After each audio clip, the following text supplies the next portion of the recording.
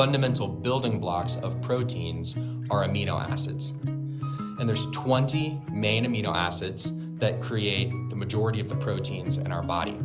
And when these proteins in our body naturally break down, we lose some of those amino acids, and they're naturally excreted through our urine as urea. So we have to get those back. And if we don't get those back, this is not about like losing or gaining weight or anything around energy. It's like literally our organs can't function. Can you actually tell people a little bit about your background and what you do with Kion? Yeah, absolutely. And not just Texas, but like Central Texas, which I feel like is its own little world. So that's such a great point. It's a great place to be from. I agree. It's a sweet upbringing. Yeah. I was born at home by hippie parents in a little town outside of Austin, like 45 minutes from Austin, in between, I guess, maybe where you're from. And they had a natural health food store, a natural health food restaurant. And What was it called, by the way? Because I'm wondering if I knew it. They actually, so it was before I was born, and they had it when I was born. The restaurant was called World Value Foods, and the restaurant was called Cafe Marie. But they basically opened it because the landscape at that time and natural health and food in the Austin area became very competitive. So there were like a lot of stores. And so my parents actually moved to Austin to be part of a bigger health food store operation and restaurant. Yeah. So they left that when I was like 1. Anyway, they got out of that business. They stayed entrepreneurs and small business people, but I was raised on a pescatarian diet. They were both really into fitness. And really into supplements and vitamins. So these will get later into my story. I learned a lot about protein nutrition, about amino acid nutrition, about how to thoughtfully build a diet if you're going to make really distinct choices. Like my family said they didn't want to eat meat. And so if you're not going to eat meat, then you have to be really thoughtful about which kind of plants you're going to combine and how you can be healthy. I was raised on, just a lot of vitamins, supplements, thoughtful food stuff. And I guess one way I like talking about it is when you're raised in an environment, you're always not so conscious about what the beliefs are that you're being given. You're just going along with it. Now, naturally, all my friends' parents weren't like that, so I knew how weird we were. But I just kind of took it all for granted. And then I think really in high school, athletics, but in high school, I started to get into more trouble. I had some kind of near-death experiences. And coming out of that, suddenly health became like my journey and my path. And me trying to find out how I could be healthiest. What should I be eating?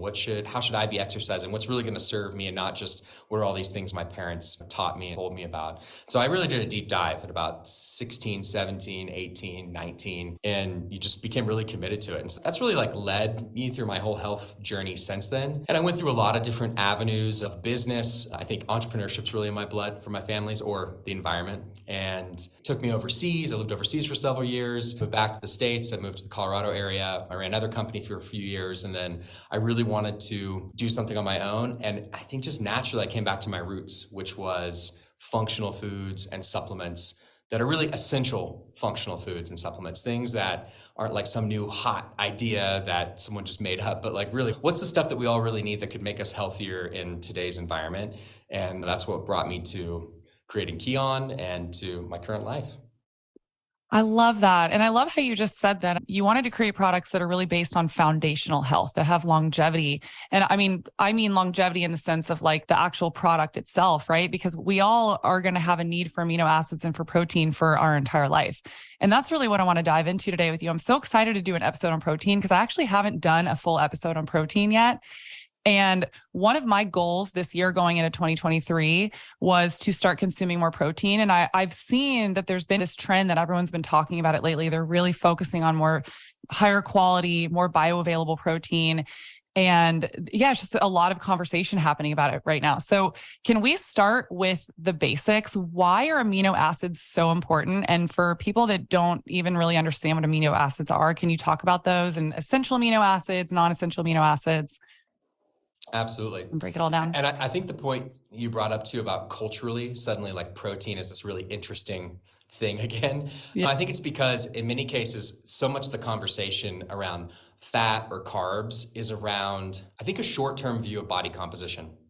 It's about like people trying to lose weight. And so it's like, what's the trick I'm going to do to get there? And sometimes there are reasons that are maybe more based off longevity and how I can be healthier for a longer period of time. But a lot of it is this kind of, it's all about energy balance. Like how many calories do I consume today? Or now it's not about calories. Now it's about what type of calorie and how it's working. Yeah. And you know, what's so interesting about protein, so it's a segue into protein, is that while protein can be used as an energy source for your body, in the way that carbohydrates and fat are actually converted into ATP, which is our internal energy that we utilize to power our cells and our muscles. Protein's primary role is to help us rebuild the protein in our body. So our bodies are made up largely of protein. Over half of our body is water, but of the part that's solid mass, over half of that is made up of proteins. And that's the normal things you think of, your muscles, obviously, but that's your liver, your heart, your kidneys. What many people don't realize is even your neurotransmitters are amino acids. They're fundamentally proteins, enzymes in your body. So we're just packed full of these proteins throughout our whole body. And they're really the fundamental piece of what makes us a living organism. If you look at all these living organisms, they're made up of these proteins. One of the core aspects of protein, though, in the body is that it's in a constant state of being broken down and then rebuilding itself. And that's because the combinations of certain amino acids and the half-life of these proteins is only so long. Also, sometimes other parts of your body maybe need to rebuild a different protein, so they exchange the amino acids and they break down and they rebuild and they share with each other. That said, every single time that these proteins in our body are broken down, we lose some of them, that we can't get them back. And this is maybe the introduction to amino acids. So when we say broken down, what are these proteins broken down into? The fundamental building blocks of proteins are amino acids. And there's 20 main amino acids that create the majority of the proteins in our body. And when these proteins in our body naturally break down, we lose some of those amino acids, and they're naturally excreted through our urine as urea. So we have to get those back. And if we don't get those back, this is not about like losing or gaining weight or anything around energy. It's like literally our organs can't function. Like our brains don't work. Not because they don't have the energy, but it's the stuff that actually makes up our heart, makes up our liver. And so the need to consume protein is so important because you have to help rebuild those proteins in your body. Now, the proteins in your body, we can talk about whole body protein synthesis, which is like all the different proteins in your body, and then there's muscle protein synthesis. And the reason why muscles are so unique and distinct and amazing for us is not just that they help us be strong, they help us lift heavy things, they help us run longer distances, they help us as we age to have better posture, but really because our muscles are the reservoir of amino acids for the rest of our body. So you can imagine if I don't eat enough protein for a few days, my heart is not just going to not worry about rebuilding itself. It has to rebuild those proteins. So where does it get the amino acids that it needs to do that? From my muscle. So if I restrict the amount of protein that I eat, restrict the amount of amino acids that I eat, that are what serve the natural building of muscle in my body, then I can start to have all kinds of other issues in my life, because it's literally the reservoir of them for my body. From a big picture, then you understand what proteins are, how amino acids are, what create them within the body. They make up all these different organs, the role the muscle plays in it. So then now, are we still with me? Am I doing well? Yeah. Okay. No, this is great. Yeah, this Okay. is fascinating. So now, what about these different types of amino acids? You said, what about essential versus non-essential? What are these things? So there's two different major classifications of amino acids. And but we're simplifying things because we're talking about very complex things. But there's two main different types of amino acids, and one are essential and the other group is non-essential. And there's one fundamental reason for that. The essential amino acids, we really have to eat in our diet. The non-essential, we don't absolutely have to eat in our diet because our body is able to convert the essential amino acids into non-essential amino acids. And thus you can understand, it doesn't mean that you want to force your body to do that and that you don't need to eat any non-essential amino acids in your diet, but it's good to eat proteins that are very high in the essential amino acids because those are the ones that your body most needs and needs more of. Yeah. The second thing that's really unique about these essential amino acids and that many people don't realize is that not only are they the amino acids that kickstart the muscle protein synthesis, kickstart this process of rebuilding the proteins in your body, they're actually the only ones that are absolutely necessary for that. So when we've done crossover studies where we analyze giving someone only the 9 essential amino acids, only the 11 non-essential, or a combination of the both, it's clear that the essential amino acids on their own create all of the benefit. They create all of the muscle protein synthesis. They create just as much as the combination of the essential and the non-essential. Now, in nature, you never find only the essential amino acids, right? Like in whole, you're gonna find both of them. But you start to see like, wow, when I'm evaluating protein sources, I really want to make sure that I'm getting the essential and in higher doses of them, because that's the stuff that my body is actually using to rebuild the proteins. Now, Yes. as the proteins are built in our body, we use the non-essential, but actually many of them we don't use, and we end up converting. We end up converting into sugar to be used, or via gluconeogenesis, we convert it to be used as an energy source, and we pee it out via urea. While the non-essential amino acids are good, they're simply not as crucial to actually helping us rebuild our muscles and all the other proteins in our body. Yeah, that's fascinating. And I think it's really important for people to understand this. And as you were talking about this, I was thinking about, I think one of the main reasons that people are so on protein right now is that there's this huge push for going plant-based and vegan. And my issue with this is that there's a little bit of a misconception when it comes to protein bioavailability in plant foods versus animal proteins. And that's something that I would love for people to really understand. I remember when I was in school, and at the time I was vegetarian, and I was learning about food combining. And I knew that quinoa was a plant-based protein that had all essential amino acids, or you could do something like put rice and beans together. That's like a classic vegan thing where they know they can get all the essential amino acids. But why is that not comparable when you look at animal proteins versus plant-based proteins as far as like bioavailability goes? And also you have to eat way more of them to even get a substantial amount that's comparable. So there's two main ways of understanding and classifying a protein in terms of how much it's going to support the creation of new proteins in your body. Number one is going to be how digestible it is. So like when I eat this, can I actually get the amino acids that are within it in a usable way within my body? And unfortunately, across the board, plant proteins are simply not as digestible as animal proteins. And I just want to note, vegetarian, like dairy-based products, eggs, these are highly digestible proteins. Now, if you have a dairy allergy, it's different, but they're highly digestible. So there's great vegetarian options. Yeah. Like whey, like different types of cheeses, eggs, milk, like these are excellent sources of highly digestible protein. Now, after that, then the question is, which amino acids are actually in those proteins? And this is the point you made around a complete protein like quinoa, or trying to combine beans and rice. That on top of this issue of how digestible they are, animal proteins, and this includes, again, vegetarian proteins like eggs, milk, cheeses, they have very good composition of essential amino acids. They're high in the most important ones, and they include all 9 of the essential amino acids, which I didn't state before. Ideally, you would consume all 9 essential amino acids at the same time in a certain set of ideal proportions that your body would most like in order to resynthesize the proteins in the body. And thus, it's not only how digestible it is, like can your body break it down, or is it covered in a bunch of other substances that make it more challenging for your body to break down? But then on top of that, when you actually get to the amino acids, what's the composition of them? And animal proteins just have a much better set of essential amino acids to support your body. So if you choose to be strictly plant-based, I would just say you have to work a lot harder.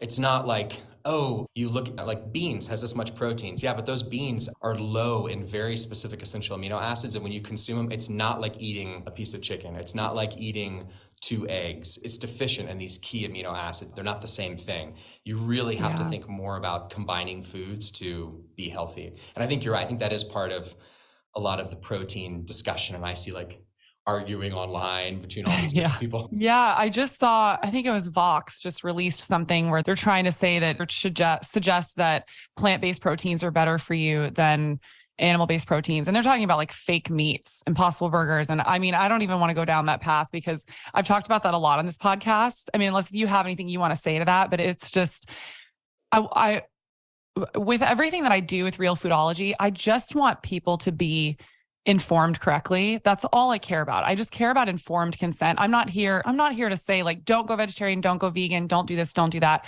I'm just like, here are the straight facts. And once you know that, then you can make an informed decision for what's best for you in your life and your body, because I just want everyone to thrive, but we can't thrive without being completely informed on all the facts and being able to make a good decision. I agree with that. I think there's different good choices one could make. And depending on your context, your stage of life, the means that you have, there's different ways to try to be healthy. And the more that we can share with people information about the way that our bodies function biochemically, hopefully people can make more and more informed decisions and live healthier, happier lives. Yeah. And I listened to you on a podcast recently, and you made a really good point that I wanted to bring up that I also think people need to understand is that, and we touched on this a little bit, but you were talking about how if someone decided to be vegetarian or vegan, I think it's more vegan because at least a vegetarian, you can do like eggs and dairy, like you said. You have to be really active to offset the amount of calories that you have to eat in order to get the amount of protein that you need versus when you're thinking about eating chicken, red meat, fish, whatever it is, it's going to be a way lower caloric intake and higher amount of amino acids. And again, it's not all about the calories. I talk all about, how it's more about the quality of the food. But if you are someone that's not super active and you want to maintain a certain weight, it's going to be a lot harder for you. It's just a fact. I think this is part of that same conversation on giving people more information. Oftentimes people want to boil it down to like one truth. It's only this thing. And there's actually a few different things. There's many things happening in the body all at the same time. Calories are real. Calories are a real thing. Now, if you could eat a really low calorie diet and lose weight, but the diet that you're eating lacks micronutrients, lacks important macronutrients like protein. And in that way, you could lose muscle, you could get sick, you could have all these other issues that come up, but you could like lose weight. Similarly, you could eat really clean, awesome whole foods, but if you eat a lot of them, if you eat a highly caloric diet and you move less than you burn the calories to burn off that diet, you're going to gain weight. Yeah. And depending on how much of it is fat and carbs versus how much is a protein will depend on how much you gain fat versus how much you gain muscle. And so directly addressing the plant issue, I think this is something that gets ignored in that conversation. And that is absolutely relative to the amount of protein that is in the actual food source, you get much less protein, digestible protein from plant sources per calorie than you do from animal products. And that's because those plant-based products have a lot of carbohydrates in them typically. Like they're packed. I mean, I like black beans. I think they're pretty healthy food for me. And I know like, wow, they're actually like they're pretty caloric compared to eating chicken or other types of food sources that are good protein sources. So if you want to be plant-based, again, I think honestly, if you're a really intense endurance athlete and you're running 50 miles a week, you can eat a lot of plant-based protein. Because you're just burning of calories a day. If you're not, it's going to be that much harder. You need to be that much more thoughtful. Again, I think that's what I come back to with the plant-based diet is that it can work for people. You need to be more thoughtful. It's not as straightforward. You need to watch your caloric intake more. You need to make sure you really combine the plant sources better. You need to make sure you're moving enough to support the amount of caloric intake. I think it's similar though with people who choose to be keto. Not the same, but if you choose to be keto, it's like you're going to be consuming a lot of calories. You can't just eat a handful of almonds and assume like 1,000 calories does nothing to your body. Yeah, so that's true. It's like there's more than one thing true at the same time that you need to pay attention to. Absolutely, and at the end of the day, you got to figure out what works best for you. But yeah, I always like to bring this up in conversation because there's such a push right now to go plant-based. And when I heard you say that on another podcast, I've thought about it before, but I don't know. It's just the way that you said it really made me think. It just has me concerned about this push towards more plant-based. And then we also look at our raising rates of obesity and everyone's trying to figure out how to be healthier. And so I just really wanted to bring this back into the conversation because I think it's important for people to hear. So what are the most bioavailable proteins as far as foods go? It's lean meats. I mean, naturally, I think red meats also have very highly digestible protein and it's got great amino acid profiles. It's got lots of other minerals. It tends to be fattier, so it's going to have higher caloric content. But red meats, poultry, eggs, dairy, it's like this kind of the standard cast of, I think, just wholesome if you were eating animal-based products. Yeah. And then so I know Kion has a great amino acid powder, and then you also have a protein powder that I just had this morning in a shake. So can you take amino acids every single day, just in like a supplement form like that? Absolutely. So I guess just to break apart the difference between a protein powder and an amino acid supplement. So protein powder, like the Kion Clean Protein, which is a whey protein isolate, basically that is taking one part of the main protein that exists as part of milk and purifying it. And when you go through the isolate process, you purify it even further, not through any type of heat, but basically through pressure. It's almost like a sift.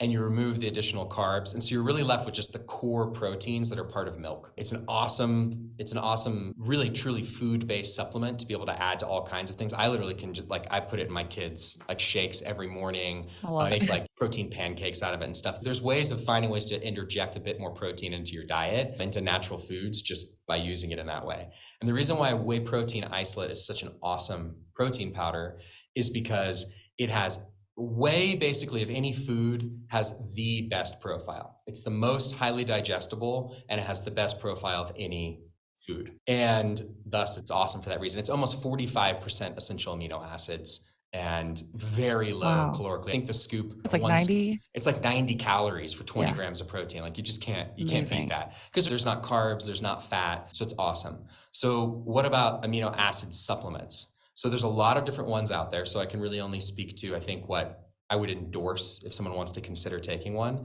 which would be an essential amino acid supplement that includes all 9 essential amino acids and in proportions that mimic very closely to what like a whey protein isolate would be, with slight adjustments to leucine, isoleucine. I won't nerd out on it too much, but you can make it even more perfect where the body likes it even more. And basically the benefits of that are that it's only the essential amino acids. It doesn't include any of the non-essential amino acids. So when you take a whey protein isolate, it's awesome whole food protein to take. You are not going to use all of those non-essential amino acids, and there's going to be caloric impact of all the additional amino acids. And when you take the free form only essential amino acids, you get all the benefit of the protein synthesis without the additional extra.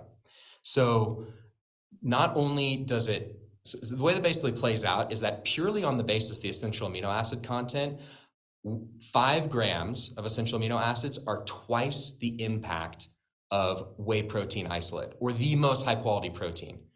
Wow. You can basically take half as much for that pure reason.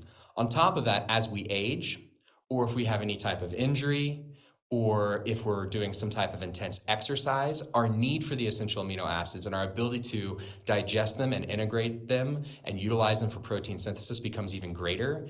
And that same 5 grams of essential amino acids becomes 3, 4, sometimes 5 times as impactful as 5 grams of a whey protein isolate. So it's a much more impactful way to get those core essential amino acids. So you can absolutely take them every day. I think the way in which they make sense are as a supplement. If you're having a hard time hitting your daily protein requirements, if you're training hard, like before or after exercise, there's a whole range of studies specifically around athletic performance. If you're over 40 and every decade after that, it becomes more and more helpful because you have that much more of a hard time digesting protein and stimulating new protein synthesis. So it becomes harder as you age to maintain your muscle. If you're trying to lose weight in a healthy way, like you're not, and you really want to maintain the muscle, because if you try to lose weight and you don't maintain your muscle, you're going in the wrong direction. You're going to end up like wasting away. And then when you go back and you start eating, you just gain fat. It doesn't work. Like you need muscle to maintain a healthy metabolism. So again, they're great for that. So I think they have very specific use cases. So is there a world in which you would take both the amino acids and the whey protein, or is it like one or the other?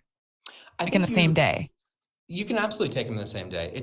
What I would consider them are tools and options for a healthy lifestyle.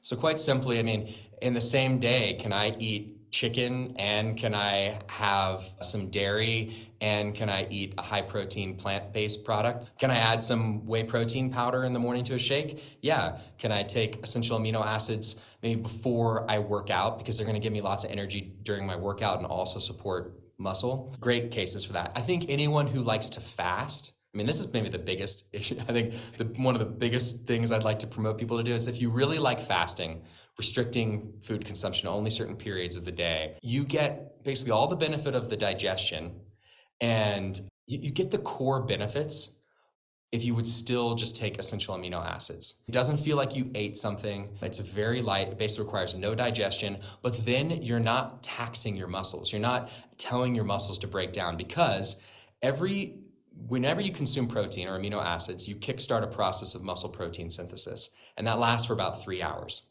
And then when you don't, you're in net protein loss. Your body literally is losing the total proteins in the body. And so when you go for extended periods, you're going to be losing these proteins in the body. And if every single day you tax your body with that, you're naturally working against your core goals of just maintaining healthy protein synthesis. And you tax your brain also in terms of like your brain's need for these proteins and amino acids. So that's one way that I know lots of people who like to fast, like they take amino acids in the morning and then maybe they have a shake later and then they have a really healthy lunch. And then they try to consume protein or amino acids every few hours. And that doesn't, oh, I'm so sorry. Okay. Before we went too far, that doesn't throw you off your fast? Because I thought you can't have protein when you're fasting because it turns to sugar, or it can if you have too much. So this is a very complex topic. Yeah. But fundamentally, one of the things that will happen is if you've deprived yourself of sugar, then yes, your body will want to start to use the protein and convert it into sugar because like it's literally starving. Starved for it. Yeah. Yeah. But if you're starved for it, then also what happens is it happens regardless. I guess what I'm saying. If you starve yourself, your body starts breaking down your existing muscle. Like literally, it's not, your body doesn't just suddenly not, like how does your body keep going? It needs ATP from somewhere. And if you starve yourself, you literally increase the amount of existing muscle that you break down to convert via gluconeogenesis into sugars to fuel yourself. So if you just consume the core amino acids, what happens is you basically help replenish the existing proteins in your body while minimizing like an intense blood sugar spike, while minimizing the impacts of like eating like you typically would get. That said too, there's really interesting research, I can send you several papers on this, on how the consumption of essential amino acids mimics and is actually better at mitochondrial biogenesis than restricted eating and fasting. That's interesting. The argument for fasting was that it pulls from fat stores, not from muscle. And that's how you get rid of excess body fat is by fasting, because it's pulling from the fat in order to create ketones to then create ATP. So there's been many studies on this, actually like direct comparisons of time restricted eating versus just pure caloric restriction. Mm-hmm. And there's no difference. It's purely. Oh, okay. So you can do either or. Yeah. If the goal specifically is to lose fat, then the way to lose fat is through basically a deficit. You're consuming less energy than you expend every single day, combined with an increased dietary intake of protein and amino acids.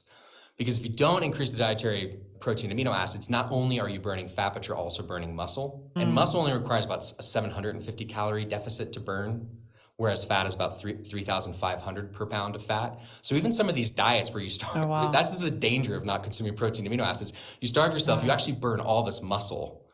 And then you're left with the fat. You burn this muscle and this fat, but then you go back to like you go back to like your bad behavior, less thoughtful behaviors, and you suddenly put back on weight. But it's much harder to put back on the muscle. To put back on the muscle, you have to be thoughtful about your daily protein and amino acid intake. You need to do some type of exercise to stimulate the muscle protein synthesis. No, in terms of if your goal with fasting is fat loss, then the primary way that you're getting that fat loss is from caloric restriction. Which I would just say, I think fasting is a great way to do caloric restriction if that's part of your goal. Like if you can just skip a meal, like boom, you just saved a few hundred calories. The only thing is, if you could also take some amino acids during that time period, you're going to be protecting your muscle tissue during that while still minimizing your daily caloric intake. That said, there's other reasons why people fast. People fast for more like cellular health. Exactly. reasons. Yeah. Longevity, brain health. Like I fast a couple hours before dinner, or sorry, after dinner before bed, because it's supposed to help with the neuroplasticity of the brain, and it helps your brain categorize all your memories from the day. And it's just supposed to be really good for your brain health. So that's why I do it. But then I usually don't eat a couple hours in the morning just because I'm usually not hungry until a little bit later. But yeah, I'm by no means needing to lose fat. So that's definitely not what I do. But I just wanted to clarify sure lots that. Of people in your audience are, absolutely, or may be at some time. And no, and this is fascinating. This is really cool. I haven't had a conversation like this on the podcast yet, so I'm really into this right now. So what's the difference between BCAAs and the Kion aminos? Like the branched chain amino acids, is that the same thing or is it different? Great question. So branched chain amino acids are 3 of the essential amino acids. They're leucine, got it, isoleucine, and valine.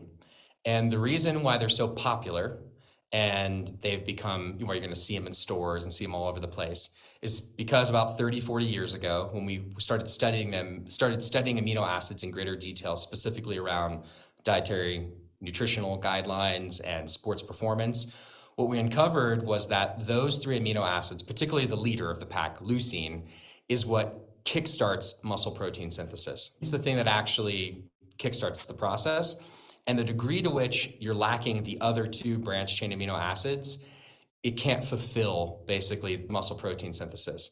But upon further study, and there was a great meta-analysis by kind of the world leaders on amino acid research, Robert Wolfe, Arnie Ferrando, a list of others, that came out in 2017 that did a comprehensive analysis of all the studies on amino acids. The thing is, it's in the same way that you can't fulfill protein synthesis with only leucine, you also can't do it with just the other 2, with just those 3. It kickstarts a process, and in some ways it can prohibit muscle breakdown during some forms of exercise. We can talk about that, but it's its own kind of rabbit hole. But if you do not consume all 9 at the same time, ideally in these right proportions, you do not stimulate more muscle protein synthesis. And the studies are very conclusive that like BCAAs basically just don't do anything on their own. Interesting. Now it gets a little more complex. Now, if I took BCAAs and I added them to like a bunch of like plant proteins that I was eating, or I added them to something else in my diet, they could potentially enhance the other foods I was eating. But again, it gets to this point of like, you got to know what you're doing. You like with plant-based diets, like you need to be really thoughtful about which foods you're combining, how and where. And so maybe there's a place for BCAAs with very thoughtful people who are like, I'm really committed to only being plant-based and I'm going to combine it with this set of BCAAs at this time, but it's on their own, they're a waste of your money. They're not anabolic, meaning they do not help create new protein on their own. That's fascinating. Also, can you mention the study? You'd also mentioned this on the podcast I listened to, where people were put on bed rest and they were fed amino acids and what happened. That was fascinating. Yeah, this is a great one. And there's a few different studies, but there's one that's like kind of like the lead from this. This was sponsored by NASA. And it's really interesting because I think typically in people's mind, their thought is the only way that you can maintain muscle and the primary way of doing it is through resistance exercise. So this is what was being questioned. They were trying to figure out, you're sending astronauts to space. They're obviously not going to have the pressure, the weight that we would have with gravity, and thus there's concern around them wasting away. So is there anything we can do nutritionally in order to help them maintain their muscle mass? So they did these studies where they had people be in complete bed rest for 28 days, literally like bedpans. You're lying in your bed. Oof, man. Supplemented with, and this is also a great case for how much you can actually use dietary amino acids, supplemented with 15 grams of essential amino acids in a very similar formula to what Kion Aminos is. It's too bad they weren't using Kion. Yeah, we didn't exist yet. Yeah, sponsored NASA could be sick. But it's one of the cool things of I think how we've developed our company is we're not trying to have some secret proprietary blend. We just like look at what all the research says. What the NASA people use? You know, what they use when they were working with aging adults. What they use with athletes. Like what's been determined. Use that formula or the best combination of those formulas. Publish it, make it open, and so you can see exactly what we use, and you can compare it to what they use in the NASA study. It's very similar. Awesome. Anyway, 15 grams of that 6 times a day, and this goes back to that idea of like this is the way bodybuilders think. That's why they're eating little bits of chicken breast like every 3 hours, waking themselves in the middle of the night. Yeah. If you consume amino acids every 3 hours, you kind of minimize your amount of lean muscle. So they would feed them 15 grams 6 times a day. And after 28 days, they actually had an increase in lean muscle mass. Wow. Now they had a loss of muscle strength. So clearly the resistance training is really important to actually train the muscles, but they didn't lose muscle mass over the period. And that just shows you how, like, the kind of impact that nutrition can have. One other note I should make this, they did include some sugar in that, some carbohydrates, which helps stimulate the insulin response and helps promote even more of that, particularly in a case where you're just lying still. Yeah. Like there's no stimulus like resistance training or exercise. So the carbohydrates naturally help to promote. I'm actually shocked by that because I would think that you would need less carbohydrates since you're not exerting a lot because you're not even walking around. So you don't need the glucose to create ATP to exert a lot of energy. But I guess your body needs it in order to function. Well, yeah, and it's actually really, the reason why they would include the carbohydrate is because of it stimulating the insulin response. And insulin is this actually very key factor in promoting muscle growth. Let's talk about that. Oh man, I feel like that's its own deep dive podcast of its We'll own. have to bring you back, but maybe you can give us like a skim of it or. Okay, all I would say is don't hate on it, and I could send you some more information on it and like articles and follow up. But it's like everything, I mean, like this kind of crazy insulin response from eating way too much sugar all the time and it messing up your blood sugar. Like that's real. Yeah. That it's not leading to diabetes. That doesn't mean though that insulin is this absolutely terrible thing and there's no positive thing that it does in the body. It's like there's more to absolutely. We need there's it. a balance. Yeah, there's a balance of these different aspects of the roles of activities in our body. Yeah, I mean, it goes back to one of my favorite sayings about life. Everything in moderation, including moderation. So it's the same with like insulin. It's like we can't make it like good or bad. It's like we need it. We don't need too much. We also don't need too little. It's like the Goldilocks of insulin. Like we need just the right amount. Exactly. And we don't want to be causing it to spike all the time because then you're going to have an issue, but also like you need it in order to perform the normal functions that we need in order to create energy, to create ATP. Yeah. And maybe here a more practical application about why they did it there and maybe you don't need it in your day around training is in that case, there was no stimulus, there was not a stimulus like resistance training to tell the muscles to do this thing. Yeah. Whereas like if I am even just going on a walk, if I'm going on a run, if I'm doing push-ups, if I'm going to the gym, I'm communicating to my muscles like, hey, like I want to break these down and rebuild them. And when you're doing that, you actually don't necessarily need the carbohydrates then.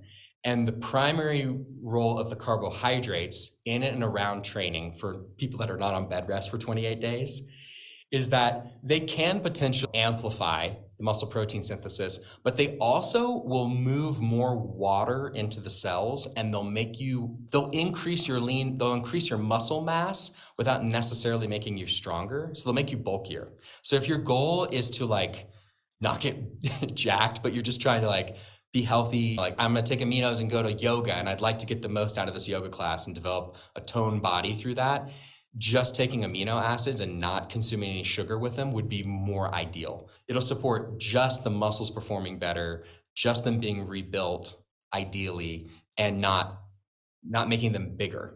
Whereas if you're like a gym bro and you want to get jacked, you actually would probably want to consume sugar in and around training because it would help make your muscle, it would push more fluid into the muscles and make you more jacked.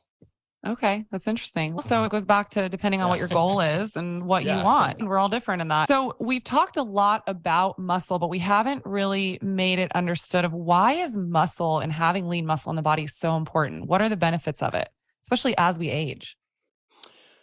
So I think as we age, what many people don't realize until they start aging is that I hinted at it earlier, but it's harder to maintain muscle and harder to build muscle. That's for two main reasons. One is you can't digest things as well. You simply aren't able to break down the proteins as well. And you're less sensitive. This whole thing we've talked about muscle protein synthesis, you're less sensitive to that process getting stimulated. And so you need higher amounts of protein, you need more resistance training. And it's like just at the time when like you're probably having less energy, right? You have less motivation and it's the time where you need to be even more dedicated to it. So the first thing I'd say is similar to like saving, which is, it's unfortunate to bring up because I feel it's the most boring thing to compare it to, but like preparing for the future, you know, maybe if you're not going to invest in like saving for your future and saving for your 50s and your 60s and your 70s, you can do the same thing for your body by investing in lean muscle. And this doesn't mean getting jacked. It just means like not focusing so much on trying to be like thin, or not trying to focus so much on other types of aesthetics, but really just thinking like, hey, the more that I have lean toned muscle and I remain and stay active, it's going to help me as I age. Now, why is it going to help me as I age? The one most obvious thing is that truly what happens is when you get older, you're more likely to experience some type of chronic illness, to have an injury, to have things happen like fall down.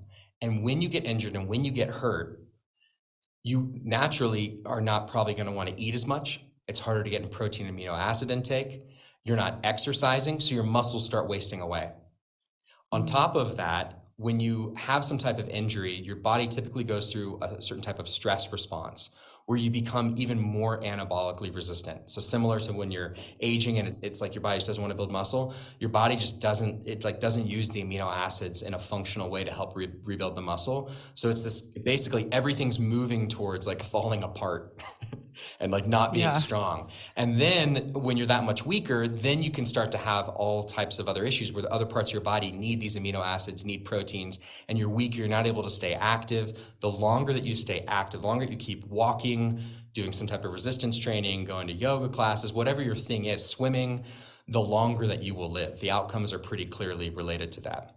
The other kind of major issues around this is that amino acids, I've said like they regulate all these other functions in your body. Like they literally are where your mood come from. Like your mood comes from neurotransmitters, and those neurotransmitters are amino acids or the derivatives of amino acids. So your whole mood and experience is largely based off of your ability to digest, metabolize, and create the right amino acids for your brain. And again, if you're lacking muscle, if you're lacking function, if you're lacking all these things, you're going to struggle with that more. But it's also muscle, and this kind of goes down a whole nother tangent again, but it also is it's one of the core aspects that helps regulate your blood sugar. Muscle actually helps regulate the blood sugar in the body. And so the more that you have and the more healthier that you are, the easier you are to regulate blood sugar and thus have better metabolic health as you age. And thus there's impacts on your heart health, on really how obese you potentially become. So it's all these different components that kind of connect to each other that fundamentally are based around your body's ability to perform all of its regular daily functions and to stay active and to have money in the bank for the times when you get injured, when you get hurt, when something else occurs that you didn't plan for. Yeah. And this is really important. I think this is a really important part of the conversation for people to understand is that, especially once you start getting into your 40s, it just goes all downhill from there. It just becomes harder and harder. I mean, like, I don't want to sound negative. I'm actually like very excited about going into my 40s. But as far as we look at like from an aging standpoint and a longevity standpoint and the health of our body, and it is incredibly important that we start really focusing on this now because it only gets harder and harder to build muscle, to consume it, or to consume proteins. And so we need to start working on that now because like you said, if you have a routine and you maintain that, it's going to be a lot easier to maintain it. It's way harder to start from square one and then try to build all that when you're in your 40s. It's way harder to get in shape and to stay in shape if you're not there. The older you get, it becomes harder and harder basically every year. Yeah. And I was going to say, like, if anyone's listening and they haven't started on this journey yet and they're past 40s or whatever, I don't want to discourage you because you can always start today. Like there's always things that you can do.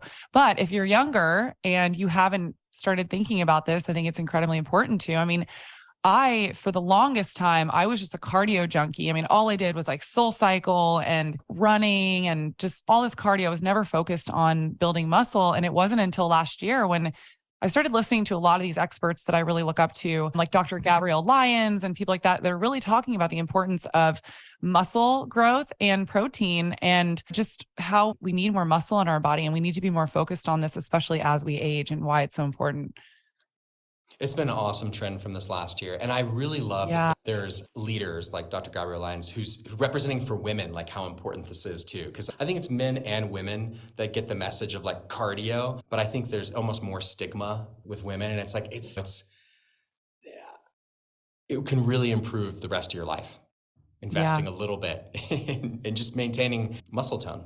Yeah, I totally agree. I'm trying to think of what else. I had so many questions for you about protein, but I feel like we got through most of it. Was there anything that we didn't discuss about protein that you think is really important for people to understand, or muscle growth, or really anything that we've talked about?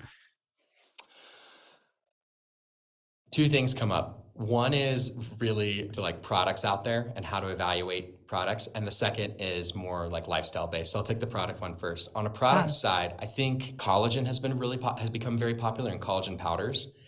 And collagen can be an amazing supplement to quickly just explain to people what it is, and then they can make informed decisions about how to use it. It is not a complete protein. It doesn't have all the essential amino acids in the correct proportions to be a complete protein. And thus, you don't really want to count it as like your daily protein intake unless you're combining it with other proteins. Okay. That said, what it is high in is proline, hydroxyproline, glycine, these other non-essential amino acids that are good for skin, hair, nails, joints, things like that. And it makes sense that they would be good for that because that's what they are in other animals. It's like if you're taking collagen from an animal and then you're consuming it, it'd be like, oh, it must work for me. But that's not always the case. It's not always that like you take something from a plant or an animal and exactly what it is there, it's going to become that in your own body. But there's pretty good studies that show that it really can help with hair, skin, those types of things. Awesome. But it's not a complete protein. It will not support protein synthesis in this whole conversation we've talked about today. And I just want to make people aware of that. So if you choose to take it, know what you're taking it for and don't count it towards the other stuff. I'm so glad you brought this up because actually I thought about this earlier during our discussion. I was going to ask you and then I just forgot to ask you. So that was a big question that I had because it's confusing because you look at, so I put collagen in my coffee every morning and you look and it says it's like, depending on what brand you have, it's like between 10 and like 20 grams of protein, but it's not, okay, that makes sense. So it's not bioavailable. So you would just count it as like, you're getting more essential amino acids essentially, or the non-essential ones. You're getting a really high dose of these non-essential amino acids that are specifically useful for the skin, the hair, the nails. I think you're in like joints. Those are all great things. Like if you, they can be a great product for that. But you'll notice it's tricky too, because there's different FDA requirements and labeling. You may see a protein amount, but if you look at the percentage of like how much it accounts for your daily needs, it should say 0%. Because they can count the protein, but they can't count the percentage of what it equals because it's not a complete protein. It doesn't count as an actual part of the protein you should eat each day. And this is the thing, it's hard. There's so much information out there, and this is the perfect reason why we should just have more discussions, educate people, help people know what's going on so that they can make their own informed decision. Yeah, I had heard this just being in the health space that it was not to be considered part of your daily protein, but I didn't really understand why. So I appreciate that part of the conversation. Just thinking about that and how I put that in my coffee every morning. So with the Kion amino acids, is this something that you could put in your morning coffee, or is it something that you shouldn't put in hot drinks, or is that a thing? You can put it in hot drinks. I probably wouldn't. Oh, but simply based off taste. Okay. Because it's like certain types of amino acids have different flavor profiles, and interestingly, many of the flavors that we experience in foods, umami, bitterness, different types of like these core sour that we experience in foods, actually come from the amino acids. They're the things that actually have the flavor in our foods. And so when you make an amino acid supplement, it is definitely a challenge to flavor it in a way that like tastes good. Particularly like our company, we're really committed to using natural flavors, to not using artificial sweeteners, things like that. And so it takes a lot of work. I think we've come up with awesome flavors: mango, watermelon, berry, lime, it's natural flavors, no artificial sweeteners, and it's very drinkable, but it's more like, it's like juicy type flavors. Yeah, So like you put added it to in your coffee. water and stuff. Yeah. You put it in your water to make water taste better, help you hydrate and support Yes. I know. I said that, and then overall right health. afterwards, I was like, wait, it's all fruit flavors. Duh. For some reason, I was thinking you had a plain one too. So anyways, because I was thinking collagen, coffee, whatever. But let's talk a little bit about that actually, because I think this is a really important part of your story. So you coming from that background of really knowing the importance of healthy food and clean ingredients. Can you talk a little bit about your process with Kion and how your commitment to using clean and real ingredients? It really does just come from who I am as a person and who all the people that choose to work here are as people. My personal story is I was raised in a family where we didn't eat anything artificial. We really tried to eat as much of whole foods as possible. We chose to use vitamins and supplements to support us, to be a supplement, to provide like the extra when maybe we couldn't get it all done with food, or we thought we could have that much more vibrant of a life through using it. That's really that's the commitment that I was raised within to my own diet and to thinking about how people can be healthy, and we built the company around. And so it's really just about ensuring that all the people that we hire and that become part of this team have that same commitment. And that it extends just all the way through supply chain. It's choosing that protein powder. I'm really proud of all of our products. I'm super proud of all the products. And on a flavor side, like you can tell when you take Kion aminos, like, wow, this actually tastes like pretty good. And like, really, it's like all natural. Like, it's like, good. Well, because if you've had amino acids, they can be not always the most delicious, and like they're pretty delicious. With protein, there's so many different proteins out there, different flavors. Like literally, it is the nicest, best protein you can possibly get. Like we tried tens and tens of them, looked through all the quality specs in the most neurotic way that you possibly could, working with the flavor systems and trying to develop a flavor that was good. It was just commitment to getting really organic, natural flavors that were the highest quality, that met the highest specs. We're just like, that's what we're doing. We're making the best products that like I take every single day. I give to my kids every single day. I'm proud to share with my hippie parents like that. And that like our entire company, like this whole company, like we take these products every single day and we give them to our families, and we are committed to it being as clean and legit as it possibly can be. And so that includes all the standard stuff, which people sometimes make a big deal of it, like third-party testing. We get third-party testing on everything, on the raw ingredients, on finished product. We do a whole extra round. We go beyond what all the other people are saying in the market. But it really starts with like being willing to invest in the right ingredients and really good partners to begin with. And then when you do your testing, you're just ensuring that it was made the way that it was. But it's all the upfront investment in supply chain. Yes. And this is incredibly important. And you are preaching to the choir here with my audience, because we all very much care about ingredients. We want our food to be clean and real food based. So it's refreshing to hear that. Do you guys test for heavy metals in your protein powders? Because I know that's a big concern. Yeah, we do. Awesome.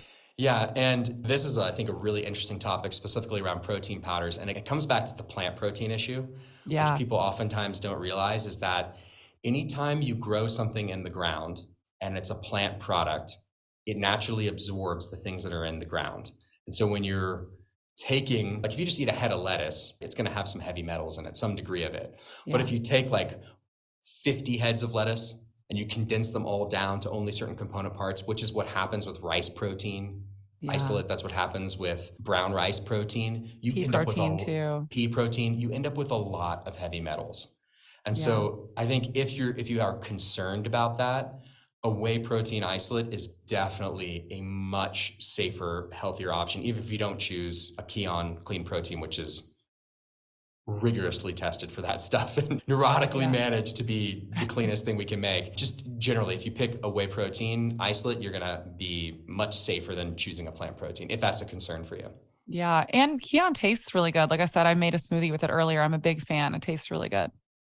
Can I ask you one more thing about, so you were talking about natural flavors, and this is a really big conversation right now online. In fact, I even got a message yesterday when I posted about your protein. Someone said, are you worried about their natural flavors? And I said, no, because I trust that they use clean ingredients. But can you maybe talk to people a little bit about that too? Yeah, and I think that's a great question. And honestly, I think your answer really goes to the heart of it. When you talk about natural flavors, and this is the primary concern that many people have, or the kind of the bad rap that natural flavors get are, oh, that's just some kind of FDA declaration, some rule that covers everything, and people can put all kinds of stuff in there, and it could be, you could have the grossest, most synthetic things involved in that, and you can still call it natural flavors. And the thing is that it's not that bad. Like, there is a clear difference between I'm saying in terms of what the definition of natural flavors is. Like, that it does have restraints in terms of it being derived from natural products, and the types of things like essences and tinctures and the ways in which they get to the flavor profile. Like, it is different than what an artificial flavor is. That said, within that scope of natural flavor, there are a lot of decisions that a brand can make. A brand can choose to say, hey, I want non-GMO. Hey, I want it to be all plant-based. Hey, I want it to be as close to the natural source as possible. And those are decisions that we make and that we choose to make because, again, it's something like I'm taking every day, I'm giving to my kids, and they're just values that I have. Yeah. And if you strictly look at the label, it is hard to tell sometimes. Like, is this company is doing this and this company is also labeling this? Like, are they the same thing? Or are they different? And they can be different. What that means can be different. Yeah, that's why I always encourage people, if there's a product that they really like, just to reach out to the company and inquire about the natural flavors. Because like you just said, there is a world in which a company is just protecting their proprietary blend, and they went out of their way to request natural extracts and organic and non-GMO, versus like, if you just look at like I don't know, let's say like Welch's fruit snacks or something, and they say natural flavors, I would not trust that with a 10-foot pole. Because they're not thinking about that. And they're probably using natural flavors that would be pretty much considered artificial flavors. It's all about being more conscious about the brands that you're supporting. And then, like I said, if there's a brand that you're curious about, reach out to them, just email them and see if they get back to you. I think it's a great solution. And we have people reach out, and we are able to share more information about the types of plant materials that we use to be able to get to those natural flavors. Yeah, that's awesome. Yeah. Okay, so before we go, I have one question that I ask all of my guests before we go, but you had said earlier that there were two things that you wanted to bring up. I think, did you go over both of them? Oh, no. One was the lifestyle thing. Yes. And I think I just always like to conclude it, because I know on these podcasts, we deep dive into all these really specific aspects. And I feel like sometimes people can come away from it being like, oh my God, am I doing it right? Or now I have to start eating every 3 hours, and I thought I wasn't supposed to. And like, they feel overwhelmed by it. And I think I just want to encourage people to just like take one more step, like absorb the information of this podcast, think about it, critique it if you want, consider what it means for you. And are there just like little ways that you can make a slight adjustment to be a little bit healthier each day? And are there ways also maybe in which there's something that you heard or you learned today that resonate with you intuitively? Like you had an intuition around something that you thought was right, and then you listened to some podcast or read some article and they're like, no, don't do that. And then in hearing this conversation today, you're like, actually, that makes more sense to me and that would work for me better. Like, just like trust your intuition, trust the path, and like just take one more step, and there's no like perfect destination for us all to get to. Just be a little bit healthier. I'm so glad that you said that. I talk about this a lot too. I think what's missing in the nutrition world often, I mean, you hear some people talking about it, but everyone is so about like the science, listen to the experts and all this stuff. And yes, we absolutely need to, but we also forget that we are primal beings that are built with a certain level of innate wisdom too. So there needs to be this balance of merging your innate intuition wisdom also with the science. But it really is important to listen to your body at the end of the day and listen to that innate wisdom, because our bodies tell us often what we need too. And so just be mindful of that. I think it's really smart. Yeah. Okay. So my question for you that I ask everyone is, what are your personal health non-negotiable? No matter how crazy your day is, these are things that you prioritize in order to maintain your health. Walking is, I typically walk like an hour every morning, and that kind of sets my whole day. If I don't get it in, then I find other ways to get it in. But I'm typically like 15 to 20,000 steps a day. It's like my regulator. It's the thing that helps me find my breath, be moving, integrate the left and right sides of my brain hemispheres, like just helps me find it's my meditation. It's become my meditation. It's not a non-negotiable, but if I'm really real, like I do take a lot of Kion aminos. Like, That's awesome. I really Yeah. I really like amino acids and protein, and I think about it. I think about that and vegetables. I'm really thinking about, hey, am I getting good micronutrients, and I'm getting protein and amino acids, and I use Kion aminos a lot for that. And I would say probably the last thing is just like sincere connection with the people in my life. I'm married to a wonderful woman. I have a 9-year-old son, a 7-year-old daughter, and just like connecting with them, like being with them. And then same thing at work. I chose to build a company where we're hybrid, like we're in the office 3 days a week, because I want to be with people and see people and be seen and honor them. And I think that experience of being in relationship is very important for my health. I love all of those. Those were great. For everyone listening, where can they find you on socials, and also where can they find Kion? Really just encourage everyone to check out Kion. Like, I've poured kind of everything that I have into that, and we're on all the social media channels at Kion, Kion.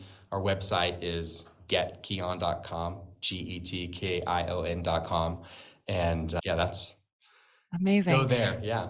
And I think we have a code coming, so stay tuned, guys. I'll throw it in the intro because I gotta get the details on that. But thank you so much for coming on. This was a fascinating interview, Angelo. I really enjoyed this. Thank you. Thank you. It was an honor. Thanks for your time.